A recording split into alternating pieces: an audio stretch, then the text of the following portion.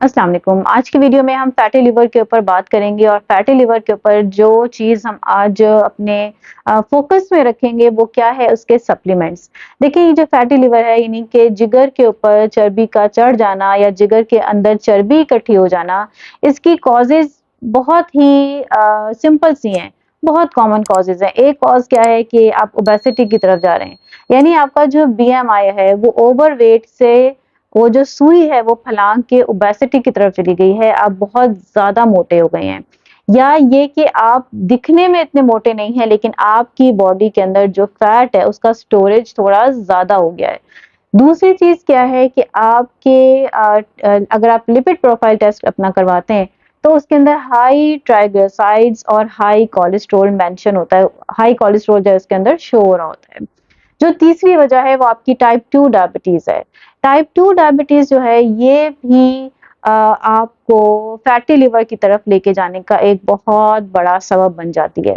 इन 3 वजूहात के साथ आज मैं आपको बताती हूँ कि आपने कौन-सी 3 स्टेप्स उठाने हैं जिनसे आप अपने फैटी लिवर की कंडीशन को रिवर्स कर सकते हैं और इसको रिवर्स करना इसलिए ज़रूरी है ताकि आप सेहत और दिल के बहुत सारे पेचीदा मसाइल से खुद को पहले ही बचा लें। इसका जो सबसे पहला स्टेप है वो आपने अपनी डाइट के अंदर चेंजिंग लेके आनी है। वो क्या चेंजिंग लेके आनी है, उसका लिंक मैं आई बटन में डाल दूँगी, आप वहाँ से उस वीडियो की डिटेल्स में देख सकते हैं। दूसरी जो चीज़ है वो क्या है कि आपने अपनी फिज़िकल एक्टिविटी को बढ़ाना है, आपने एक्सरसाइज़ को अपनी लाइफ़ में लेके आना है।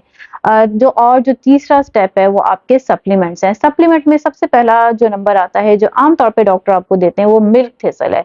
लेकिन मिल्क थिसल जो है ये सप्लीमेंट्स के फॉर्म में आ गया है, ये पाउडर की फॉर्म में है, ये शरबत की फॉर्म में है, लेकिन आम तौर पे ज़्यादातर लोगों को शिकायत क्या होती है कि जब हम मिल्क थिसल लेते हैं, तो हमारी जो हार्ट बीट है वो बहुत ज़्यादा तेज़ हो जाती है।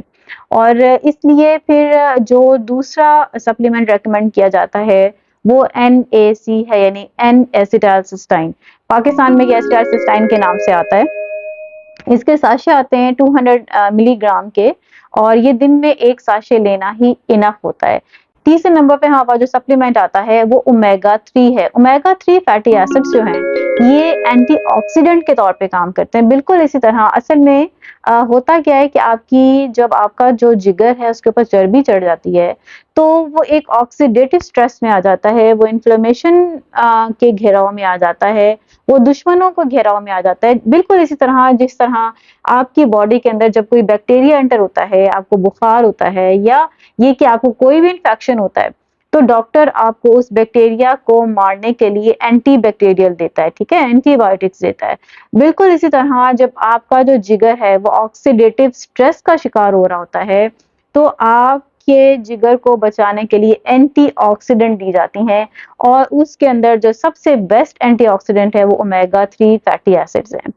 जो एंड पे हमारे पास सप्लीमेंट आता है वो विटामिन ई, विटामिन सी और विटामिन डी का एक कॉम्बिनेशन है।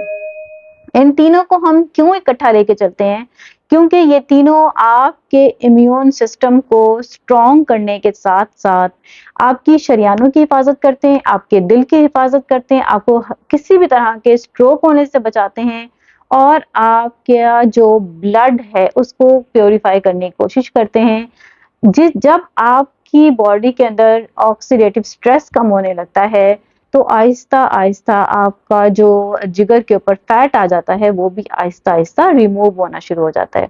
अपनी सेहत का बहुत सारा ख्याल रखें, लाइक, शेयर, सब्सक्राइब करना मत भूला करें। आपका ये स्टेप मेरे हौसलों को बढ़ाता है। Thanks for watching.